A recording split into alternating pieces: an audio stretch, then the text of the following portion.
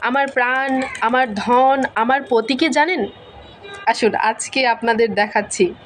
এই যে ধনমোড় নিত্যানন্দ, পতিমোড় গৌরচন্দ্র, আর প্রাণ আমার কে জানেন?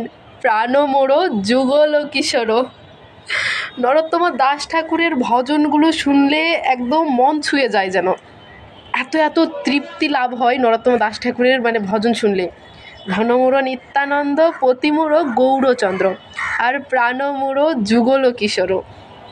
মাঝে মধ্যে সত্যিই অনেক বেশি অবাক লাগে যে নরোত্তম দাস ঠাকুরের কৃপার স্থানে আছি, খেতুরি ধামের অতি সন্নিকটে আছি, তার আবির্ভাব স্থান, তার কৃপার স্থান, আর তার ভজনগুলো না একদম জাস্ট মন ছুঁয়ে যাওয়া।